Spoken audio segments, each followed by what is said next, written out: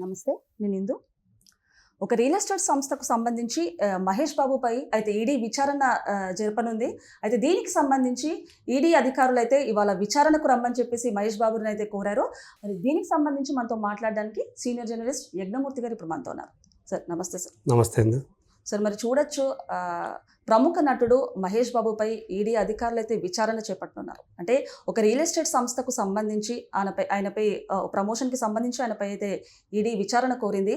మరి దీనికి సంబంధించి మరి మహేష్ బాబు గారు కూడా షూటింగ్ పరంగా ఆయనకి కొంచెం ఇవాళ బిజీ షెడ్యూల్ ఉందని చెప్పేసి ఇంకో డేట్ కోరుతూ ఆయన పోస్ట్పోన్ చేసుకోవడానికి చేశారు. ఏమంటారు సార్ దీని మీద? అసలు ఆయన పోస్ట్పోన్ చేసుకోవడానికి రీజన్ ఏంటంటారు? అంటే యాక్చువల్గా అయితే ఈరోజు ఆయన అటెండ్ కావాల్సింది విచారణకి. అవును.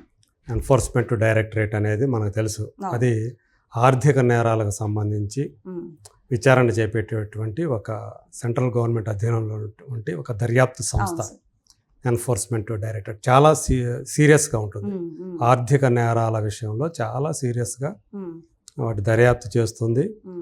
ఈడీ దర్యాప్తు అంటేనే అది చాలా సీరియస్ ఇష్యూ అని చెప్పేసి అర్థం. అట్లాగే సాయి సూర్య డెవలపర్స్, అలాగే సురానా గ్రూప్. సో ఈ రెండింటికి సంబంధించి అవి ఆర్థిక నేరాలకు పాల్పడ్డాయనే అభియోగం మీద సో వాటికి సంబంధించి ఈడీ దర్యాప్తు చేస్తూ ఉంది. వాటి ఆస్తుల్ని అటాచ్ చేసింది. అందులో భాగంగా ఈ సాయి సూర్య డెవలపర్స్కి ఒక బ్రాండ్ అంబాసిడర్గా వ్యవహరించినటువంటి హీరో మహేష్ బాబుకి సమన్లు జారీ చేసింది. మీరు 28వ తేదీ మా ముందు విచారణకు హాజరు కావాలి అని చెప్పి. అయితే ఇప్పుడు మహేష్ బాబు వాళ్ళకు ఒక రిక్వెస్ట్ లెటర్ పంపుకున్నాడు. నేను SSMB 29 అనే ఒక సినిమాలో బిజీగా ఉన్నాను. సో నేను కనుక వస్తే కనుక దానికి ఎఫెక్ట్ అవుతుంది, కాబట్టి నాకు ఇంకొక రోజు అవకాశం ఇవ్వండి అని చెప్పేసి ఆయన అభ్యర్థించాడు అని చెప్పేసి మనకి సమాచారం అందుతుంది. ఇదే నేపథ్యంలో ఆయన 5 కోట్ల రూపాయలు తీసుకున్నట్టు కూడా ఒక టాక్ వినిపిస్తుంది. అంటే ప్రమోషన్ విభాగంలో భాగంగా 5 కోట్ల రూపాయలు అయితే 3,50,00,000 చెక్ రూపంలో, 2,50,00,000 డబ్బుల రూపంలో కూడా తీసుకున్నట్టు కూడా తెలుస్తుంది. సో ఏమంటారు సార్ దీని గురించి? అంటే ఒక హై సెలబ్రిటీస్ అంటే, బిగ్ సెలబ్రిటీస్ అంటే అథెంటిక్గా చాలా గుడ్డిగా క్లయింట్స్ కూడా నమ్ముతూ నార్మల్గా పర్చేసెస్ కానివ్వండి, ల్యాండ్స్కి సంబంధించి కానివ్వండి సేల్స్ చేస్తూ ఉంటారు నార్మల్గా, పర్చేస్ కానివ్వండి. అలాంటిది అంత పెద్ద సెలబ్రిటీ అయ్యి ఉండి ఇట్లాంటివి అంటే ఈడీ మెట్లు ఎక్కడం ఏ విధంగా చూడొచ్చు అంటారు? మీరు అన్నట్టు 5,90,00,000 అవును సాయి సూర్య డెవలపర్స్ వాళ్ళు ఆయనకి రెమ్యూనరేషన్ కింద ఇచ్చినట్లుగా వాళ్ళకి ఈడీకి డాక్యుమెంట్స్ దొరికాయి. సో అందులో కాకపోతే ఏంటంటే ఆ 5,90,00,000 వైట్గా లేవు. అందులో మీరు చెప్పినట్టుగా చెక్ రూపంలో 3,40,00,000 రూపాయలు వచ్చి చెక్ ఉంది. అది కాకుండా 2,50,00,000 రూపాయలు ఈయనకి క్యాష్ రూపంలో అందింది అనేటువంటిది ఆ డాక్యుమెంట్లో వాళ్ళకి లభించినటువంటి ఆధారం. సో మరి ఈ 2,50,00,000 ఏదైతే ఉందో క్యాష్ సంబంధించి దాన్ని సో లెక్కలు అనేవి లేవు. ఇది ఖచ్చితంగా ఆర్థిక నేరాల కింద వస్తుంది అనమాట. ఏ బేసిస్ మీద మీరు ఇది తీసుకున్నారు, ఎందుకు మీరు వీటిని ఈ 2.5 కోట్ల రూపాయలకు మీ దగ్గర ఉన్నటువంటి తీసుకున్నట్లుగా ప్రభుత్వానికి ఎందుకు లెక్కలు చెప్పలేదు? చెప్పారా? చెప్పలేదా? చెప్పకపోతే ఎందుకు చెప్పలేదు? సో అంటే చెప్పకపోతే అది ఆర్థిక నేరం కింద వస్తుంది. అంటే మీరు మనీ లాండరింగ్ చేశారు అని. సో మరి ఒక విధంగా చూసుకుంటే మహేష్ బాబు గారు అయితే వివాదాలకు చాలా దూరంగా ఉంటారు. అంటే మీడియా పరంగా కానివ్వండి, పార్టీ కల్చర్కి కానివ్వండి, ఆయన చాలా దూరంగా ఉంటారు. సినిమాలు చేయడం, ఇంటికి రావడం, అంతే ఆయన లైఫ్ స్టైల్. అంత సింపుల్ లైఫ్ స్టైల్ చూసే ఈ మహేష్ బాబు గారు ఈడీ మెట్లయితే ఎక్కబోతున్నారు. సో ఏ విధంగా చూసుకోవచ్చు అంటారు ఈ సినారియోలో చూసుకుంటే? చాలామంది ఇప్పుడు ఇవాళ యాక్టర్స్ కానివ్వండి, డైరెక్టర్స్ కానివ్వండి, ఎక్కువగా అంటే నిర్మాతల దగ్గర నుంచి అత్యధిక మొత్తంలో రెమ్యూనరేషన్ అందుకునే వాళ్ళల్లో అందరూ కూడా వైట్ రూపంలో దాన్ని తీసుకోరు.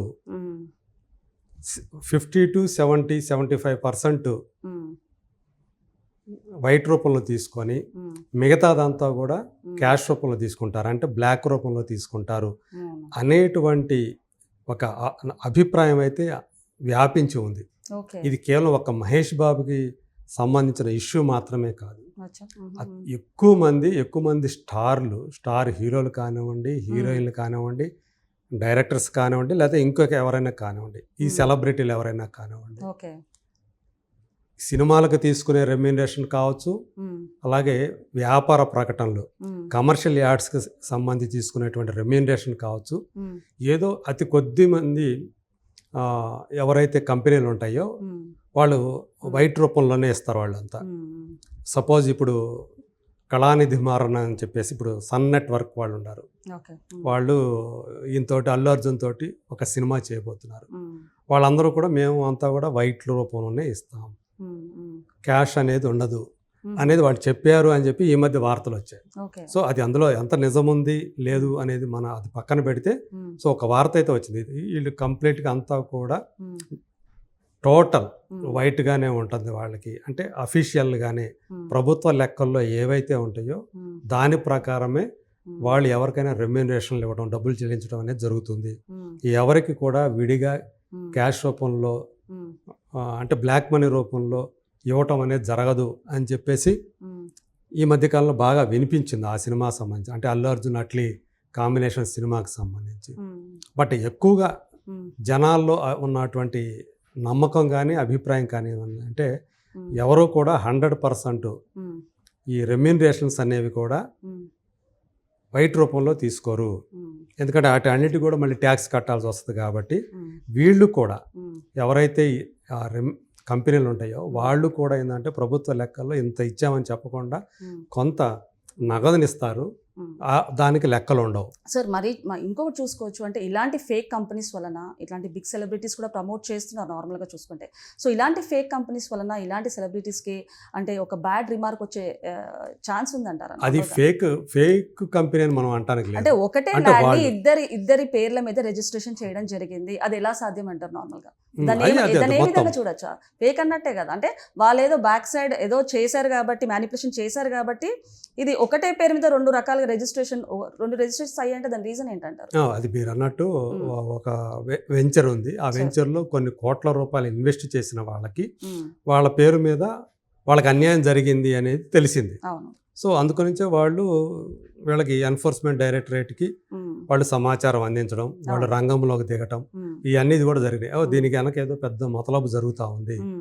సో ఈ వెంచర్లు అంటే పెద్ద పెద్ద స్టార్లని వాళ్ళు బ్రాండ్ అంబాసిడర్లుగా పెట్టుకొని వాళ్ళ ద్వారా వీళ్ళని ఇన్వెస్టర్స్ని కానివ్వండి, కస్టమర్స్ని కానివ్వండి, వాళ్ళని అట్రాక్ట్ చేసి వాళ్ళ దగ్గర నుంచి సాధ్యమైనంత వరకు కూడా డబ్బులు గుంజేసి అట్లా లాభపడటం అనేది ఈ మధ్యకాలంలో చాలా ఎక్కువైపోయింది.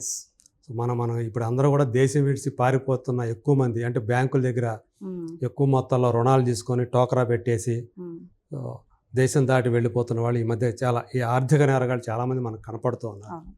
సో ఇది ఇంకో తరహా మోసం అనుకోవాలి. ఇది అంటే స్టార్లు కనుక వాళ్ళు కనుక ఈ సంస్థ తరపున, ఈ కంపెనీ తరపున కనుక వాళ్ళు పనిచేస్తే వాళ్ళకేమో ఆకర్షణీయమైనటువంటి రెమ్యూనరేషన్ ఇస్తారు.